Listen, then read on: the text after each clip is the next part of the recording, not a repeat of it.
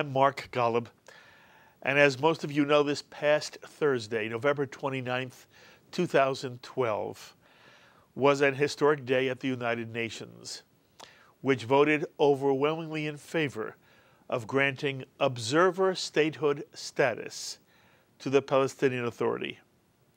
That vote passed, 138 in favor, only 9 nations opposed, with 41 abstentions.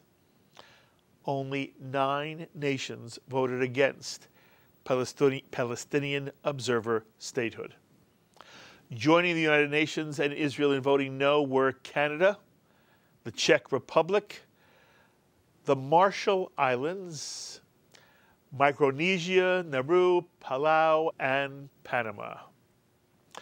Prior to that vote, the Palestinians only had status as a UN observer. Now they have status as an observer state.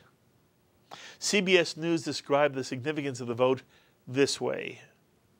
The vote was a victory decades in the making for the Palestinians after years of occupation and war. It was a sharp rebuke for Israel and the United States. The vote grants Palestinian President Mahmoud Abbas an overwhelming international endorsement for his key position, establishment of a Palestinian state in the West Bank, Gaza Strip, and East Jerusalem. Territories captured, notice the word, captured by Israel in the 1967 Mideast War. There is no historical context to that war, no mention that it was Israel in defense of its borders as a defensive war, and for years the word captured was never used in relationship to Israel's liberation of lands that at that time were illegally held, certainly on the West Bank, by the Kingdom of Jordan. But in any case, for CBS, the word was captured by Israel during the 1967 Mideast War, not the Six-Day War, the Mideast War. CBS goes on, a Palestinian flag was quickly unfurled on the floor of the General Assembly behind the Palestinian delegation after an electronic screen lit up with the final vote. Although the Palestinians did not gain formal status as a state, there has been an enormous amount of controversy within the Jewish community after the vote. For example, the 3 rabbis of Congregation B'nai Jeshurun in New York City, Rolly Matalon, Marcello Bronstein, and Felicia Saul, together with Cantor Ari Priven, and the synagogue's board of directors and executive director, published the following letter, quote, "The vote at the UN yesterday is a great moment for us as citizens of the world. This is an opportunity to celebrate the process that allows a nation to come forward and ask for recognition. Having gained independence ourselves in this way, we are especially conscious of this. Every people has the right of recognition. Every person has the right of recognition. As Jews deeply committed to the security and democracy of Israel, and in light of the violence this past month in Gaza and Israel, we hope that November 29th, 2012 will mark the moment that brought about a needed sense of dignity and purpose to the Palestinian people, will lead to a cessation of violence and hasten the 2-state solution. We continue to pray for a lasting peace between Israel and her neighbors." That was from B'nai Jeshurun, which is a modern synagogue in the Upper West Side of Manhattan. Very vibrant, exciting synagogue. I often go there with my wife. Wonderful Friday night services. And they draw upon young people and older members of the Jewish community of New York. And here they are saying something that is obviously on the very liberal end of the Jewish spectrum. At the same time, Ken Bialkin, chairman of the America-Israel Friendship League, wrote a scathing editorial critical of the UN vote, in which Mr. Bialkin wrote, "The Palestinians have been offered recognition of a true state by Israel. All they need to do as advocated by President Obama, is accept Israel's right to exist and enter direct negotiations without preconditions. Failing that, they do not deserve recognition. And of course, Ken Bialkin represents a position on the right wing of the Jewish community. Many American Jews, left and right, are upset with the way Israel responded that same day that the vote was taken, when it said it would initiate plans to build new settlements in Section E1 of the West Bank, a section that would join the Israeli West Bank city of Ma'ale Adumim to Jerusalem, and would begin planning for 3,000 more housing units in a suburb of East Jerusalem. Palestinians claim that building in E1 would separate the Palestinian cities of Ramallah and Bethlehem from East Jerusalem and would make it impossible then for East Jerusalem to be the capital of a new Palestinian state. And again, many American Jews on both sides of the spectrum have expressed sharp criticism of this Israeli decision, feeling it was petty, childish, and counterproductive to the peace process. Well, for some comment now on the Palestinian vote for statehood on November 29th, we're thrilled to have on our phones the Executive Director of the American Jewish Committee, David Harris. David, thank you for joining us. My pleasure, Mark. David, first of all, what was your reaction to the UN vote that gives the Palestinians observer state status at the United Nations? We were disappointed, but I can't say we were very surprised. We had been following this issue very closely for weeks in the lead-up to the vote. AJC had been engaged with over 100 countries, and it was clear to us in our many, many meetings and conversations that for a variety of reasons, only some of which were directly related to their assessment of Israel and the Palestinian question, they were not going to be there to support Israel. That said, there were 50 countries that did not support the resolution, that did not join the pact. And even more importantly, there's a day after. And the day after, unfortunately, is a day further from peace, because this was an ill-advised resolution, a counterproductive resolution that will not advance the goal of moving us closer to peace between Israel and the Palestinians. But that's the way the vote went on Thursday, and that's the reality of the numerical majority of the United Nations. Yes. David, explain to our audience, what's the worst consequence of this vote? There are many American Jews who, have a fundamental commitment, A, to democracy, B, to a group trying to find their own national expression. Why is giving the Palestinians observer state status at the United Nations in any way a detriment to the peace process? The first reason is because it just validates once again the Palestinian strategy of avoiding direct talks with Israel and trying to internationalize the conflict by doing an end run at the UN. And each time they find support at the UN, it moves them further and further away from the peace table. And for those of us who support the peace process, who would like to see it move forward, this is a sad day, because we're moving away from rather than closer to the table. It's the only place where peace can be achieved is at the peace table, not in the UN General Assembly. And number two, this may embolden the Palestinians to continue this path, knowing they have this automatic majority at the UN, and they can now apply to other UN specialized agencies for upgrading their status. And of course, they may also look to the International Criminal Court, where they might try and bring cases against Israeli officials, which will only further complicate an already complex process. So, from the perspective of someone who believes in peace and advocates for peace, this is a big step backward, not a step forward. I want to make sure everyone understands you, David. You are, in general, in favor of a two-state solution if there were a way for the Jewish state of Israel to live in peace with a Palestinian state somewhere on the West Bank. Am I correct? AJC has long supported a two-state agreement as being the only conceivable outcome of this conflict, but it's a two-state agreement that must be a durable and enduring two-state agreement, which recognizes fully the Jewish state of Israel, and with the Palestinian state alongside that state, which has abandoned all of its aspirations to remove Israel from the world map. So the answer is yes. We've been at this for many, many years in many parts of the world, and as peace activists, the vote on Thursday was unfortunately a big blow to any hope of advancing the peace process.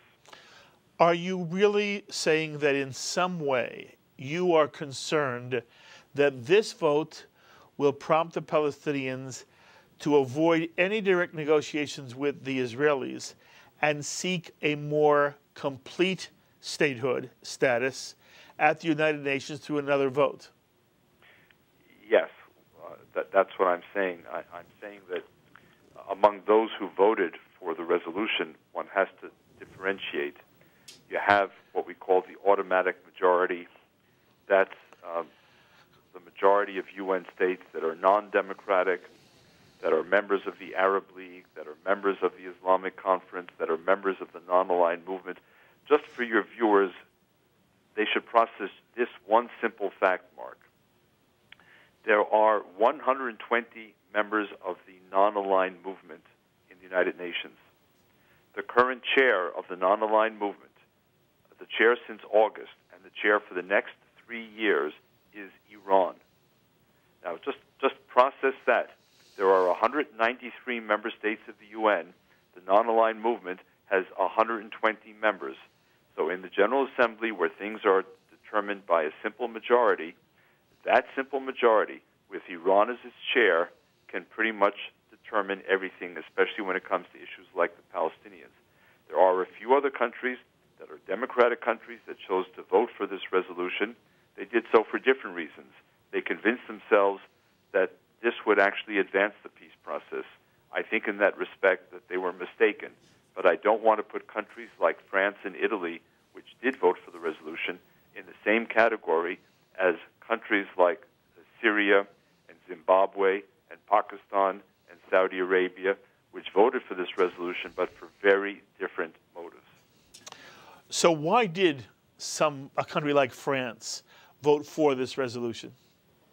Because they convinced themselves that this would actually strengthen the hand of President Abbas against Hamas, that this would allow him to show the Palestinians that he had achieved something, and that this would somehow, and of course this is the part that I can't figure out much as I try, that this would somehow actually induce him to return to the peace table with Israel and become a more engaged peace negotiator.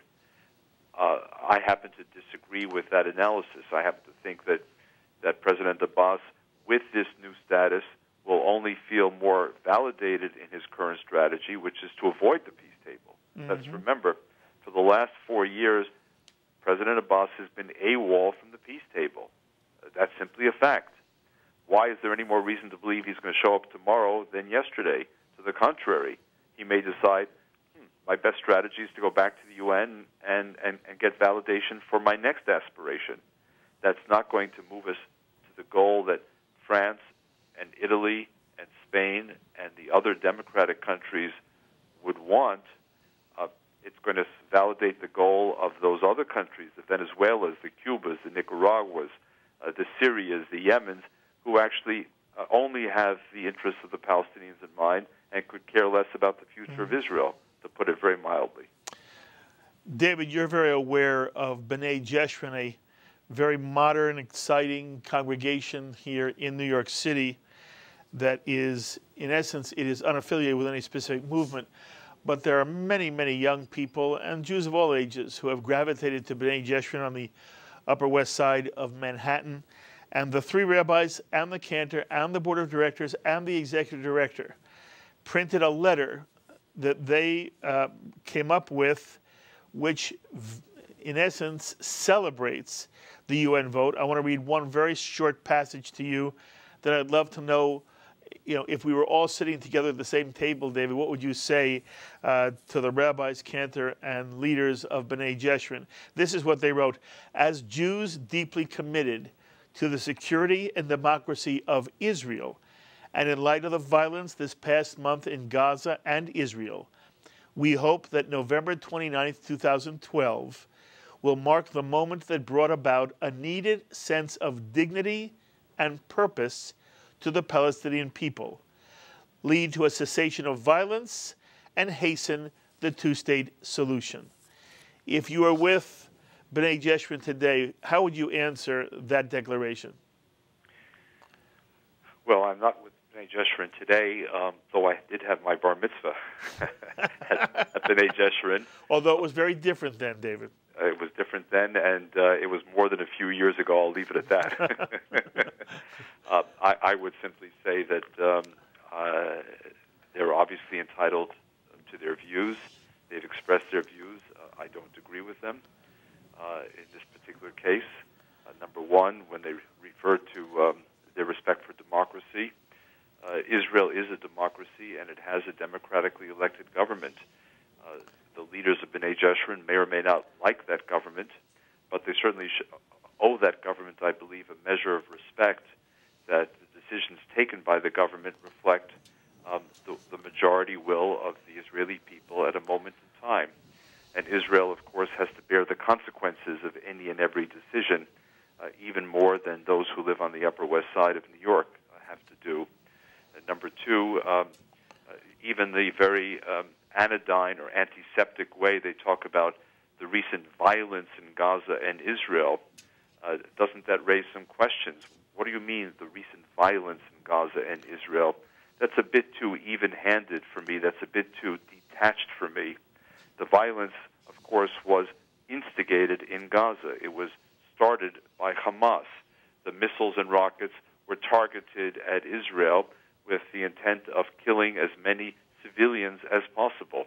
How do you equate that kind of violence with Israel's obligation to respond to such violence as any nation would respond, and do so, by the way, in an effort to minimize civilian casualties, the exact opposite of the Hamas strategy, and focus in a very pinpointed fashion at terrorist targets in Gaza?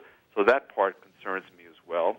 And thirdly, it all sounds very good until you actually scratch the surface and realize that, again, this is not going to advance the process.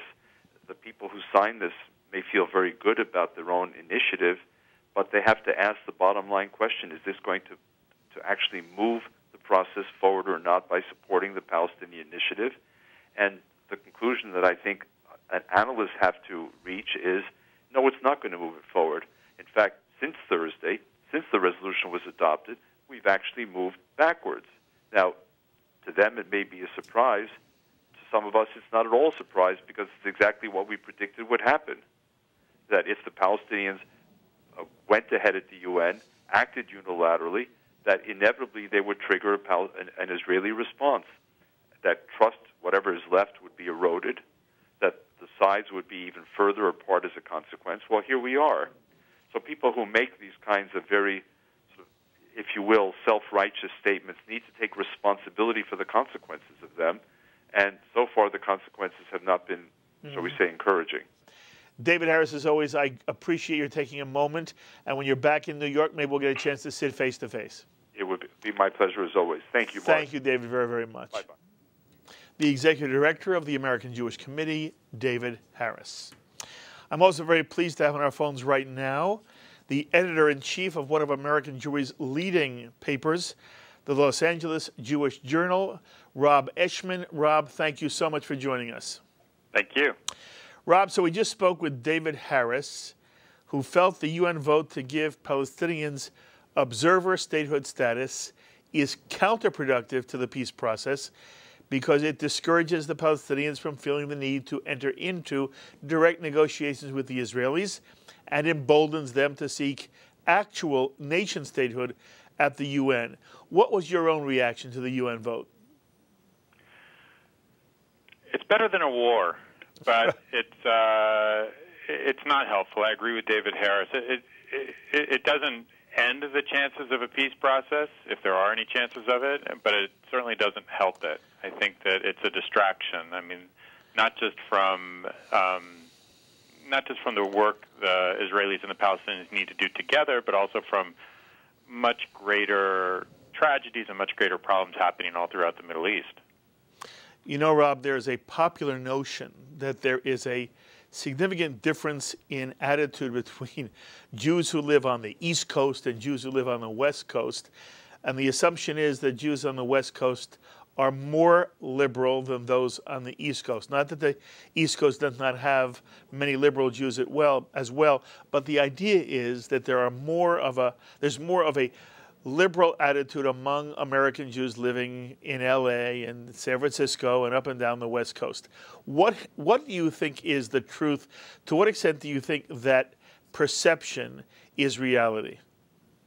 Well, Peter Beinart's on the East Coast, True. And J Street was founded on the East Coast, and I would wager, in fact, I know that most of their financial support comes from the East Coast. So I don't know. And most Jews, as we know, are bi-coastal, so I don't even know if that matters. Good for you. So in what seems now, and I've heard this time and time again, Rob, you'll tell me if you've heard it also, I've heard many American Jews say to me that the Israeli retaliation, that's what it seems to be to many American Jews, the retaliation to the UN vote was Israel's announcement that it was going to build on a section of the West Bank known as E1, which had been left unbuilt until now, and that Israel was going to build 3,000 more housing units in a suburb of East Jerusalem. And Rob, I'm telling you, many American Jews here that I've spoken with have been extremely critical of this Israeli announcement and is blaming Israel for doing grave harm, not only to their international standing, but to any chance now for the peace process and peace negotiations to go forward. What have you heard, and what's your own reaction to the Israeli announcement?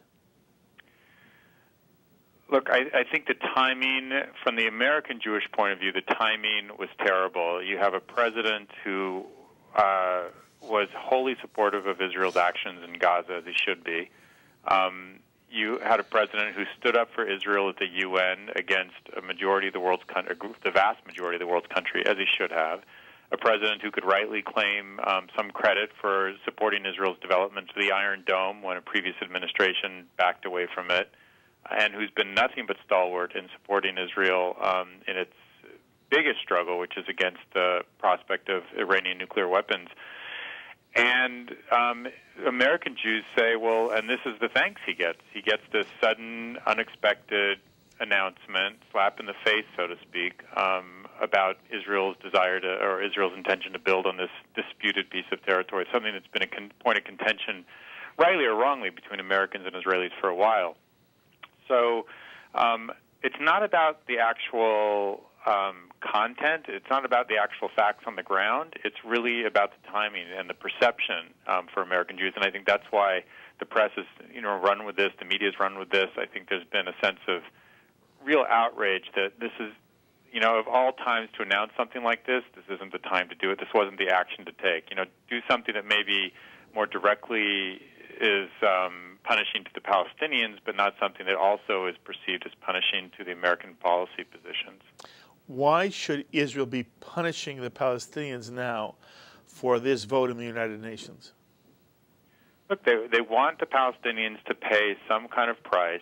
I think the Israeli point of view is the Palestinians went off and did this unilaterally, and they want to show the Palestinians to behave in unilateral ways they're going to exact a price for it, and so they saw this as the right price to for the Palestinians. I think that in some ways, I think Palestinians might be actually taking some pleasure in the fact that it's really upset Israel's closest ally as well, and Israel supporters in America. So, but they wanted the Palestinians to pay a price, and the withholding of the $100 million in payments to the Palestinian Authority. I think that's what they thought as the right price. Although it turns out they did give the money to the Palestinians. Right. Right. But no one asks you, no one asks me for our advice. But if you were inside the Israeli circle that was discussing this, would you have urged them to make this statement now, or would you have counseled them to sort of hold off, and even if they were going to build in E1 or build in East Jerusalem or the suburb of East Jerusalem, that they shouldn't have gone public with it now? What would you have counseled? I'm going to tell you something. I think Benjamin Netanyahu is smarter than me. And I think he understands America and American politics as well as I do. And I think he understands Israeli politics even better than I do. And he looked at the situation, and he saw that he's maybe not so popular among centrists and the left in Israel, obviously, so he needs to shore up his support on the right. And the best way to shore up your support on the right is to do something like this. And he looked at the American political landscape and thought, you know, they'll get over it. I'll upset Obama today. I'll do something to please him tomorrow.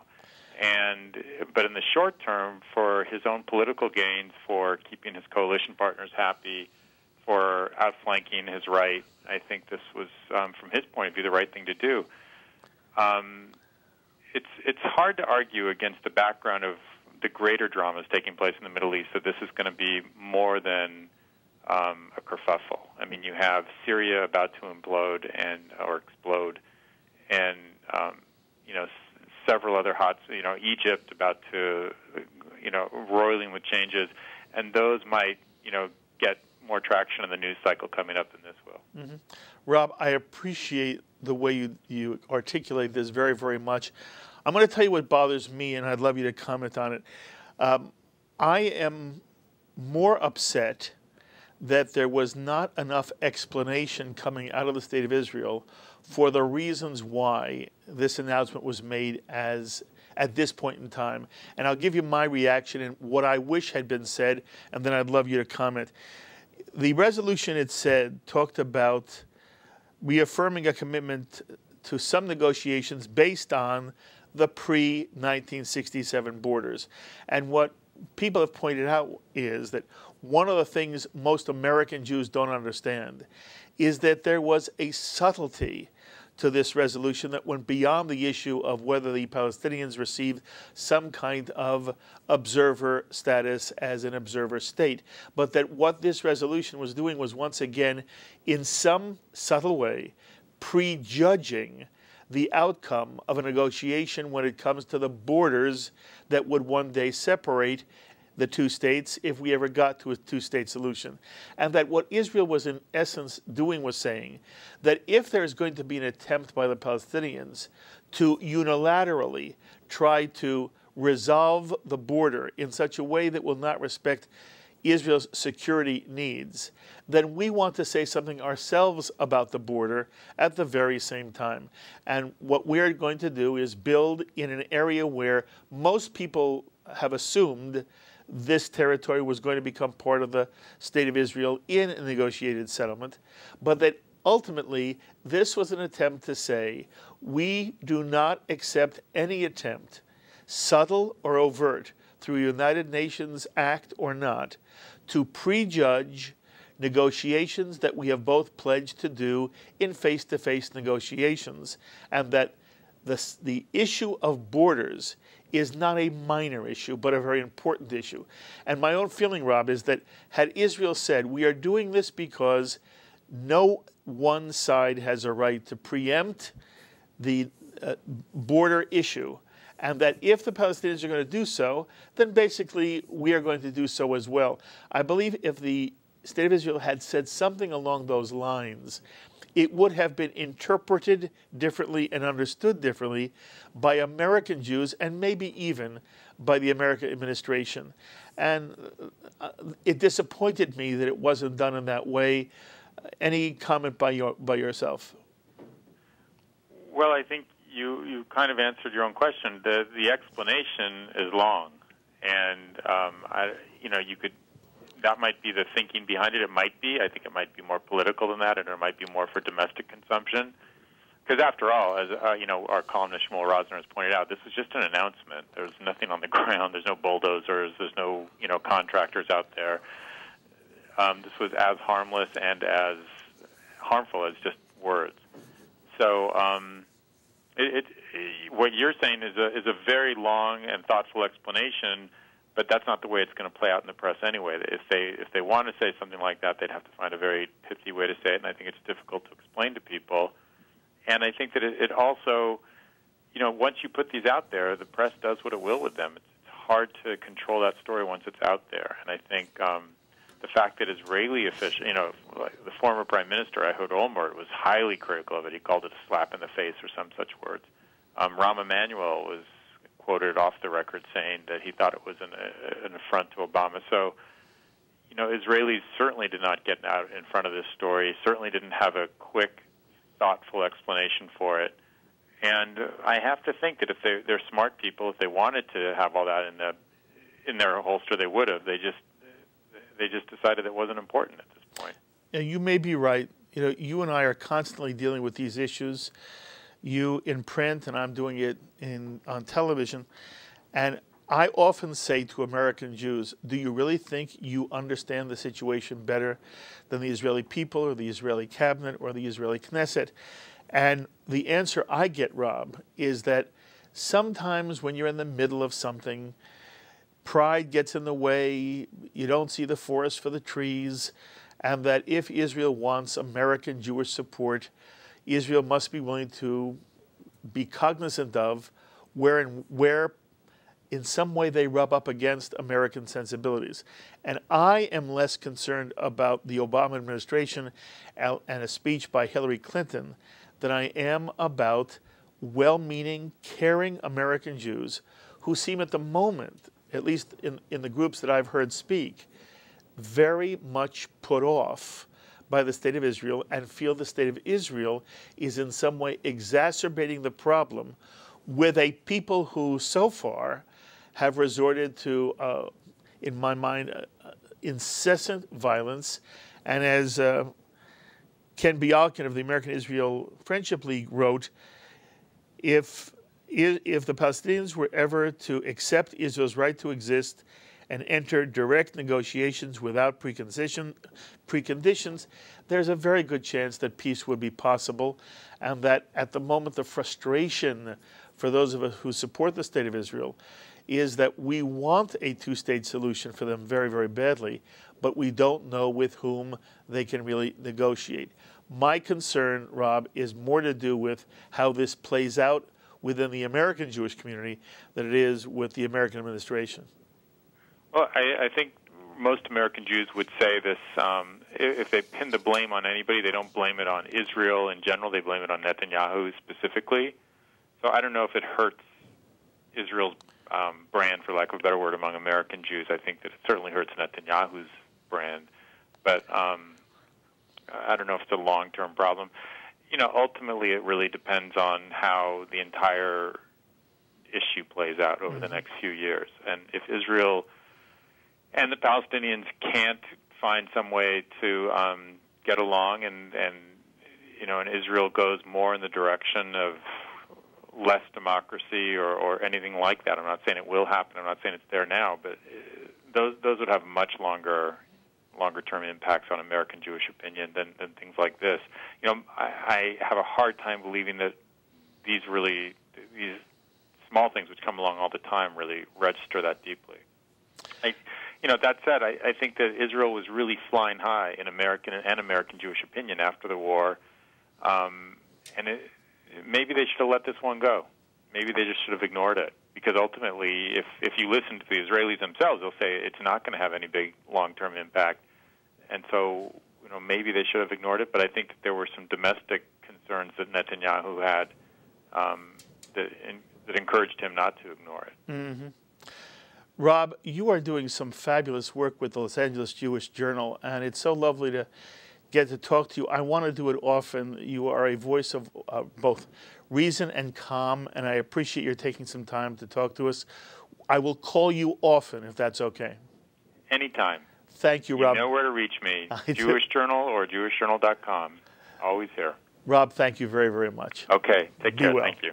Bye-bye. The thoughts of Rob Eshman, who is editor-in-chief of the Los Angeles Jewish Journal, one of the really outstanding Jewish papers in the country today.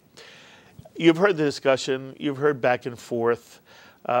Most of us who are so deeply committed to the State of Israel and to its well-being and its security and its survival, most of us care very, very deeply that the State of Israel should not be put in a situation where it has to ever, A, apologize for its being, and two, it should not be put in a position that in any way threatens its borders, its people, and its future.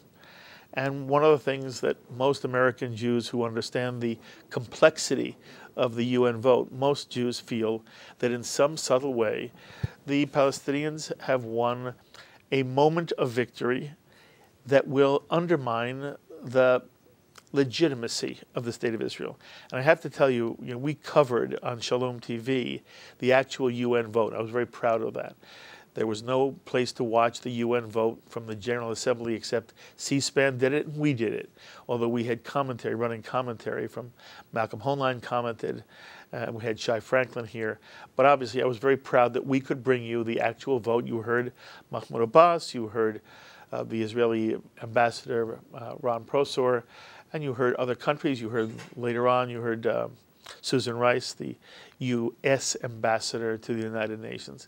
And so what we tried to do was show you a moment of real importance in Jewish life and as it affects the State of Israel. I don't know and you don't know what the long-range effect will be, but I do know this is a moment in time that we should be paying attention to. And as I watched the vote, I have to say to you, for a moment I was touched. I really was touched when I saw Palestinians embrace the way I had seen Israelis, Jews in pre-state Palestine, embrace each other in 1947 on the same date when the United Nations there voted in favor of real Jewish statehood through the partition plan. And I can understand, on a human level, I can understand that there are Palestinians who really want a Palestinian state of their own. And in some way, it was a moment of rejoicing for them when the Palestinians were granted observer state status. They were not granted literal state status in the United Nations. They are not a nation state in the United Nations, but they have a higher degree of status than they did before the vote. And for them, it was a symbolic step towards statehood. And so I saw them embrace, and the flag was unfurled. And I was, as a human being, watching another human being, I was happy for them for a moment. And whenever I talk to Israelis, I am always very much moved by the extent to which they say from the depths of their being, we don't hate the Palestinians. We'd love to live with them in peace, but they have to live with us in peace. And at the same time that I was happy for them, as I said to you that day, I wished Mahmoud Abbas had gotten up and been a real statesman and had said in front of the entire General Assembly, we are here to make peace with the State of Israel, with the Jewish State of Israel. We want to live in peace side by side with the Jewish State of Israel. We want a two-state solution, 2 states for 2 peoples, and we will create some kind of wonderful Gan Eden in the Middle East, our two states working together. And instead there was a bellicosity to President Mahmoud Abbas's comments. There was no reaching out to Israel. It was just, again, how evil Israel is and how the Palestinians were rising out of the ashes of 1948. Again, this idea that it is a Nakba, a catastrophe, when the United Nations, a world body, gave the Jewish people, the first time in their history since, the millennium. It depends where you mark the end of the Jewish independence in the land of Judea, whether it was the Romans who ended it, whether it was the year 70, whether it was the year 135, whether it was really earlier that the Romans robbed the Jews of their right to self-determination and to independence in their land of Judea. And we've been praying since that time for next year in Jerusalem to see the resurrection of a Jewish state. And out of the Holocaust, the world said to us, after closing our doors to you everywhere, we understand there should be a Jewish state in your ancient homeland. And there are some people living there as well. They're called Arabs. They were not called Palestinians at the time. If anything, they associated themselves with Syria. But there are Arabs who in some way feel you are encroaching. And therefore we will share the land. We will impose upon you a sharing of the land. Will you accept it? And the Yishuv, the main spokespersons for the world Jewish community at the time, in the 30s and the 40s, and ever since have said, yes, we will share the land. And the Arab and then the Palestinian has said, no, we will not share the land with you. And so as much as I was happy for them as people, this moment of celebration at the United Nations on November 29th, 2012, I also said to myself, I'm watching a people who celebrate a form of brutal, calculated terrorism and death on innocent Israeli civilians, while the Israeli civilian says, we want to protect the Palestinian civilian. And if we could end occupation, if we end our presence on the West Bank, we'd end it tomorrow, just like we ended it in Gaza. But when we ended it in Gaza, all we got was a rain of Katyusha rockets. We're not going to do this. You know, it's the old Einsteinian comment. Insanity is when you do the same thing over and over again and expect a different outcome. The State of Israel is now saying, we will not make the same mistake a third time. In southern Lebanon and in Gaza, we will not make the same mistake on the West Bank. So, if there is ever a Palestinian leadership that will make peace with us, we're ready to make peace with them. And that's why I wished, while I was happy for the Palestinian leadership at the United Nations on November 29th, 2012, while I was happy for them as people, I was also, as a Jew and as someone committed to the future of the State of Israel, I was disappointed. And I realized that the people who were celebrating really wanted an end to the Jewish state. And I'll say one last thing. If I were Mahmoud Abbas, and I really wanted peace for my people, and I thought I could get it, nothing would stand in my way of sitting with Benjamin Netanyahu or any Prime Minister of Israel. I'd go anywhere, anytime. I wouldn't talk about settlements. I wouldn't talk about refugees ahead of time. I wouldn't talk about where the Palestinian capital will be. I'll just go and sit with him. And if he's willing to come to Ramallah, and people think that really Netanyahu wouldn't go, I'd call his bluff. I'd give him an invitation. You're welcome next Thursday, noon, in Ramallah. See you there. He doesn't come, it makes a statement to the world. I believe, by the way, he'd be there in a heartbeat. I believe the Israeli people are absolutely committed to a two-state solution, which is a way of saying we will share the land. And the problem with the UN vote was that it was a way of saying we will not share the land. And if you look at the vote, and if you look at the people who supported it, and if you look at the text does not have a strong statement that must have been in there if the United Nations were going to pass it, which said Israel must have, from the Palestinians, acceptance of the Jewish state to live and thrive and survive, with borders that will protect its security over time. And the reason why it was so disappointing to somebody like Rob or David Harris or to others, to Ken Bialkin, is that those statements were missing, and what we feel was this was in the end an end run around negotiations. And while Western Europe celebrates the vote, it is in the midst of some of the most virulent anti-Semitism imaginable, in terms of anti-Semitism being resurrected in a part of the world that gave the world the Holocaust. If there was one place we should not be seeing this explosion of anti-Semitism, it's in France, it's in Great Britain, it's in Western Europe. And the fact that we do leads one to be skeptical of the criticism of Israel. Is it really nothing more than veiled contemporary anti-Semitism? And there are many Jews, I speak to them all the time, who really believe that there is a Palestinian leadership and a Palestinian people that will live side by side in peace with the State of Israel, and that the State of Israel has a responsibility now to do everything it can to strengthen the moderate voice within the Palestinian people in the hopes of achieving a peaceful two-state solution and an end to occupation. To all that I say, Amen. I hope every one of you watching Shalom TV right now says Amen to that. Everyone should be trying to sustain, to upbuild, to strengthen any moderate Palestinian leadership that would sit with the State of Israel and create a two-state solution. At the moment, I don't see that happening. I want Israel to always try. As Jews, we will never stop trying. But as Jews, we will always be realistic.